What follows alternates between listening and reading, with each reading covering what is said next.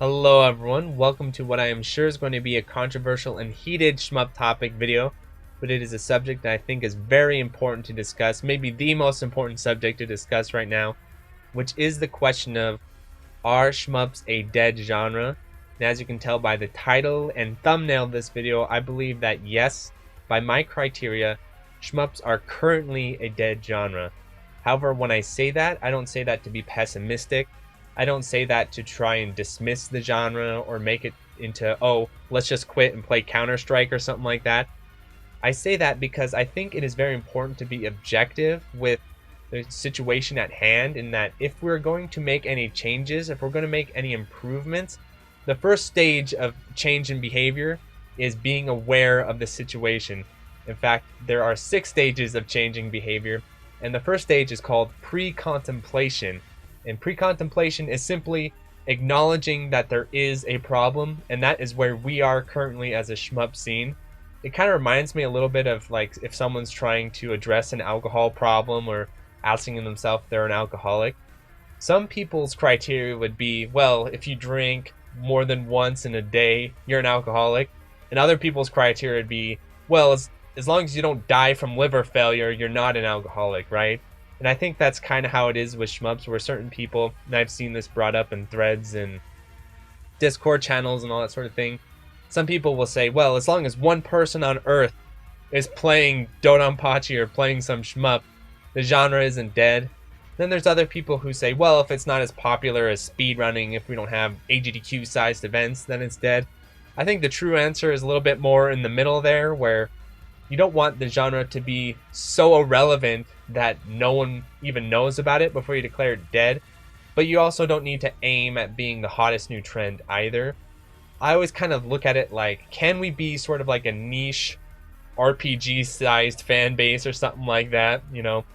Like, the entire fan base for just the Final Fantasy series is bigger than the entire fan base for shmups, or even certain fighting games by themselves have much larger fan bases than shmups, like anime fighters and stuff. And I think if we can just kind of get to those more medium levels, then I'd be more comfortable saying, okay, shmups are no longer dead. And I do have a criteria for why I think right now shmups are at an all-time low. If you want to say they're dead or not, that's really irrelevant. But again, because comparing this to other arcade genres and stuff, like when it comes to speedrunning, when it comes to fighting games, I don't think there's much wiggle room there. I do think they're dead. So let's go over my criteria of why I'm saying this. The first criteria is, are they financially viable? So, is it worthwhile to invest monetarily in shmup?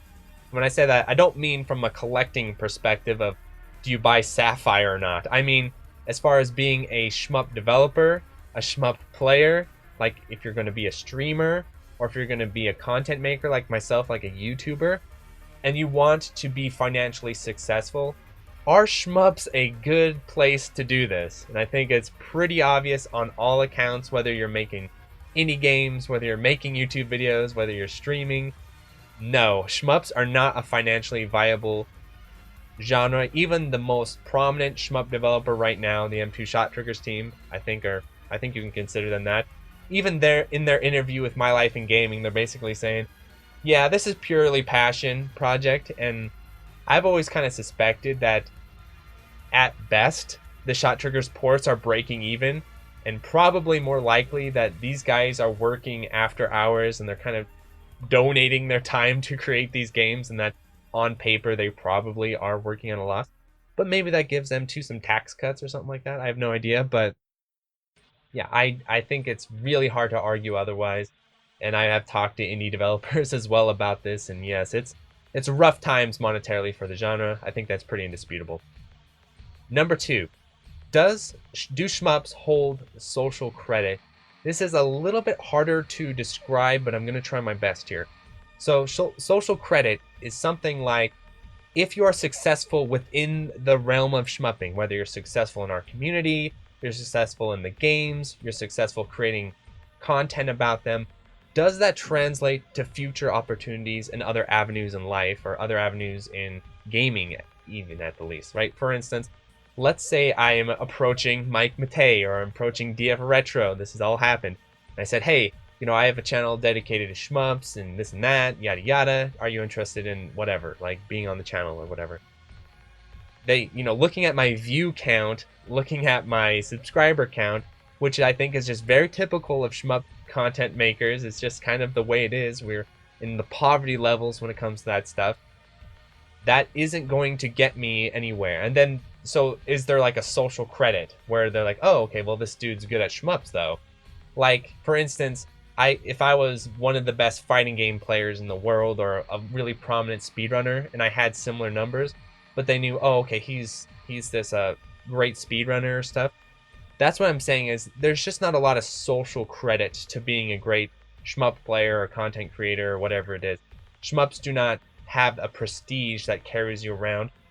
Another example might be if you're a chess grandmaster, right? Where I think right now, I'm not totally familiar with chess right now, but I think being a grandmaster is not that crazy of a deal. I think it's gotten a little bit diluted. And so I don't think you can make a living being a chess grandmaster these days, where your entire life is just playing chess and you make money on teaching and prize money. Maybe that's, depending on who you are. But I think for the most part, it's just kind of like a cool thing about you, and that you probably could stick that on a resume at some point, right? Like, oh, okay, I did this, I worked here. I'm also a chess grandmaster. And the employer would be like, well, that's pretty impressive. But you can't stick being a great shmup player on a resume, right? I mean, you can try, but I don't think it's going to get you anywhere. And so that's what I mean by social credit. The society, and even like gaming society, doesn't really value shmups all that much. Even though I think they're the most legit gaming genre out there, which is kind of sad and ironic. But anyway, so my third criteria: are there immediate mechanisms for growth for the genre at hand? So this is what it also can be compared when you're saying if something's dead or not. A good example is Guilty Gear Xrd is dead, right? It doesn't have a large player base. It doesn't have people sticking around. People have trouble getting into it. However, Guilty Gear Xrd has a very immediate mechanism for growth, which would be rollback netcode, or that sort of thing, right? You can pinpoint something and say, yes, that is what you need to do, and you will grow. If you're a speedrunner, right? Let's say you play Ocarina of Time or you play Super Metroid. What is your immediate mechanism for growth? Well, of course, getting a world record or getting an appearance at GDQ. All of those things can be an immediate goal you can point yourself towards and say, yes, this will create success. It's been proven. Many people have done it. It's a nice, easy roadmap. Shmups do not have that. There's not one thing you can point to and just say, if X happened, shmups would become popular. At least I don't believe that. I think some people do.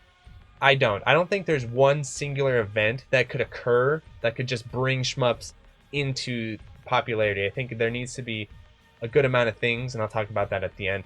But that's one thing where if something is truly dead or not, if they have immediate mechanism for growth, that's something that you could argue for. I don't think shmups have that. Criteria 4. This one's a huge one for shmup. Is there strong retention? Is there strong player retention? Is there strong audience retention? I feel like in shmups, I can tell you from first-hand experience, no. Shmups do not have strong retention. We have pretty bad retention, to be honest. So what is retention? That's if someone joins shmups or takes an interest in shmups. Maybe they join my Discord or another Discord, or maybe they start viewing my videos, or they start playing shmups themselves. Retention is sticking around and continuing to invest, and then taking that investment and bringing more people in yourself, right? Shmups are very bad at this. There have been many, many examples since I started doing my podcast for the past 2 or 3 years, however long it's been, where I've seen people come, get really interested in shmups, leave. Come, get really interested in shmups, leave. Start making a few videos about shmups, quit. This happens over and over and over. People come in, they get a lay of the land, they say, oh, it's dead, and they leave. So that's retention. That's a huge problem that dead genres have. Again, fighting game analogies, because fighting games are so good to compare for this type of thing, is Virtua Fighter 5, right? Virtua Fighter 5 is one of the best fighting games ever made. People take a path. I can personally say I've done this myself. You take a passing interest in returning to it. You play it for like a weekend. You kind of join a Discord. a week or two later you move on because it's dead. There's nothing going on, there's nothing keeping you there, there's no reason to further invest, so you move on. Shmups have a huge problem with this. We have bad player retention, bad customer retention, all that sort of stuff. So that's a big deal. Imagine removing all the other factors. If we simply just retained everyone who came across Shmups, you know how much larger the scene would be? If people just stuck around, it would be insane. So that's a huge problem we have. Kind of leading into the fifth point, there's another problem with retention. So I was talking about new people, but we also have problem maintaining old people. Bananamatic, Prometheus, Pazzy. There's a huge list of players that were very successful in the genre, you know, veteran players you can even say, and then they leave, right? So we don't just have retention problems for new players, we also have retention problems for experienced, long time players, which that's a pretty big deal if you think about it. So that's a huge issue with Shmups too. And then the fifth reason why I think Shmups are dead, or the fifth criteria I look at, is the question of, is there an obvious resurrection trigger? This sounds Guilty Gear to the hell and back to say. I couldn't find the proper wording for this concept, so that's what I called it. But basically, is there a way to immediately bring back the people who have left? There's our obvious trigger to bring them back. So with Super Smash Bros. 4, you know, that kind of happened. People came, they had their fun. After a few years, the scene really died down. A lot less people went to tournaments, a lot less people tuned in. Smash 4 became pretty much non-existent. And well, I mean, it was there, but it got really reduced, right? But there's an obvious resurrection trigger. It's called Smash Ultimate. Ultimate comes out, all those people that left, all those people who quit, most of them anyway, came back. That's what I'm talking about. Fighting games have this in spades. It's called making the next fighting game. People don't, you know, sometimes it doesn't work out, like Street Fighter 5, but for the most part, it'll work out. That happened with Tekken 7. Tekken 7 is like the biggest example of this, where Tekken Tag was basically dead. Like no one cared about Tekken in the Tag 2 days. I was around for that, but then Tekken 7 came out, and there's a number of reasons why it was so successful, but one of them was there's this obvious trigger. Make the sequel. Everyone's gonna look, everyone's gonna pay attention. This is your second chance. I feel like Shmups don't really have this. I think the closest thing is if Cave came back and made like a sequel to a beloved Shmup. They made Ketsui 2. They made the sequel to Futari. They made another Donpachi game, like a real one too, not like a mobile one, like a real arcade-based, let's do this, you know, type full quality. I think that's the most obvious one that could potentially work, but I don't, even in that case, I'm not sure how strong that is. I really don't. Would Prometheus come back? He might not. So that's the other criteria where I think Shmups lack that. I think our best chance of that would be Cave making another full-blown Shmup. So those are the reasons why I think Shmups are dead. However, like I was saying, I have seen examples in the past where things that were dead were brought back to life. They did return. Melee is the biggest example of this. Melee died and then returned with, you know, it's like a myth, like a legend now. It returned with its Evo comeback and stuff like that. But what a lot of people don't know is that there was a lot of shit beneath the surface that made that work. And that's why I think it's important to understand the status of us being dead, because if we don't understand that we are dead, we're not going to be prepared for the opportunity when it presents itself to revive ourselves. So basically, let me give you kind of what I think for myself and what I'm hoping more people will start to kind of work on, or at least kind of participate in if they're interested, is what steps can we take to resurrect this genre from the black hole it is in now? Because basically, I feel like we are at an all-time low. I'm not sure how much worse it could get, other than maybe M2 stopping. I think that's like the last thing that could really happen, because other than that, we don't really have any strong basis in anything. But so what can we do? So the first thing we need to do is we need to prepare ourselves to maximize on this upcoming opportunity, because I think for Shmups to come back, there needs to be a big event that occurs. So with Smash Melee, it was Evo. Evo was the big returning point. Evo in the documentary, right? And then with Tekken 7 being released on console, right? There needs to be a big event that gets eyes on you. However, in combination to that, you actually need to have some other stuff too, because if you just have that big event, what's going to happen? It's going to come and it's going to go, and that's the end of it. What you need to do is we need to prepare ourselves by creating a foundation for people to engage in. That's the first thing we need to do. So for instance, let's say the new cave game, Futari 2 comes out, right? All these people start paying attention, big magazines and blah, blah, blah, and YouTubers, and all these people start paying attention. GDQ, we get it into GDQ and someone plays it, We need to have a foundation that keeps people around. So they play Futari 2, or they see Futari 2, they play it. We need to have a foundation of content, of guides, of infrastructure within the community, leaderboards, all that sort of thing, to make people feel like, okay, this is legit. There's a reason to stick around. Melee did that. Melee had this whole community behind it, prepared for when it got into Evo and people got into it. There was all these resources, all these things people could look to, all these reasons to stick around, so much content, the Melee It On Me podcast, all this sort of stuff to keep people going further down that rabbit hole and investing. So that's the first thing. The second thing is we need to make the scene somewhat attractive to people to stick around, and that's the big one that we struggle with right now. There's a lot of division within shmups. That's one of my big goals, is to try and unite many of the different factions of shmups. How successful that can be, like the Toho scene, the kind of like retro collector type scene, the farm people, all these types of people, like trying to make them, at least the more reasonable people, right, kind of come together. I think that's going to be very important, because you don't want people walking into a drama shit show, right? I remember there was can't remember what game it was, but I was interested in some game and like playing it competitively. And I joined the Discord to look in there, and it's just this shit show, this drama hole of hell, and I was like, all right, forget that, and I left. We don't want to do that with shmups, and I think that happens in shmups way more than people realize. So another thing we need to do. And then the last part, I kind of mentioned this before, is I think we need to create some sort of structure so that when we start getting more views, when we start getting people more interested, we're prepared to meet that demand.